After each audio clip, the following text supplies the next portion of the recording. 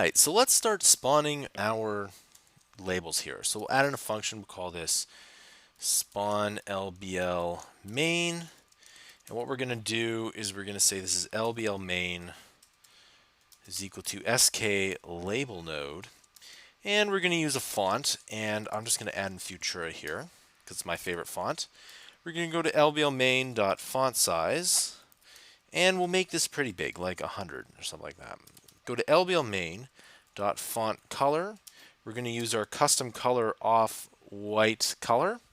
We're going to go to LBL main.position is equal to CG point, and we're going to use X and Y coordinates. So this is CG rect get mid X self.frame and CG rect get mid Y self.frame.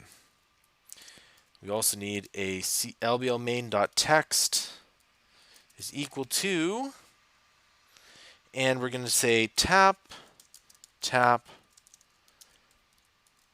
tap. That way it gives the user something to do here. All right, and we'll also make that maybe 60 because probably tap, tap, tap is too big.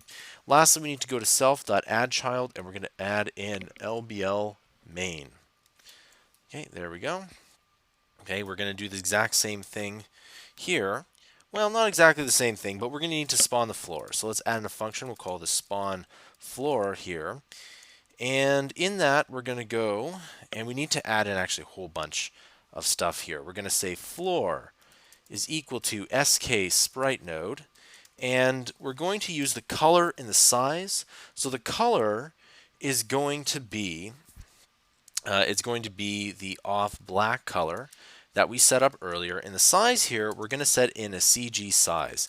Now we have to set up the size here like this because you can't set the width and the height up above where we start this here. So what we're going to do is the width is going to be self.frame.width. Okay, and the height is going to be floor height, which we set up earlier. Okay, pretty cool stuff. Now we're going to say floor.position is equal to, and the floor.position is going to equal to something like CG point, and it's going to be CG rect get mid X self.frame. So that put in the middle, and then CG rect get mid Y, and we're actually going to go to get min M-I-N-Y self.frame, and this will put it at the bottom. Okay, we might need to add in an offset there later. Let's add in some physics here. We're going to go floor.physicsBody is equal to skPhysicsBody, and we're going to go to rectangular size, and we're going to go to floor.size, and it will come up with an error here, but what I like to do is I like to just push fix it because it's easier than actually typing out the brackets here. Personally, it's a productivity tip. So .physicsBody.affected by gravity is equal to false. Floor.physicsBody.category bitmask is equal to physics category. This is the struct we set up, and we're going to say this is floor block. Floor.physicsBody.contact test bitmask is equal to physics category dot. We're going to say dot player because it's going to collide with the player. We're going to go to floor dot allows rotation dot actually physics body dot allows rotation is equal to false.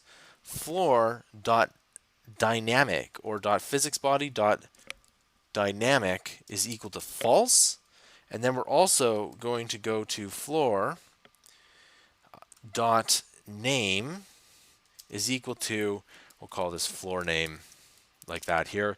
Then we're going to go to self.addChild, and we're going to add in the floor here. Okay, so pretty much this is what we need to do, and in the next tutorial we'll continue on with adding in some more items.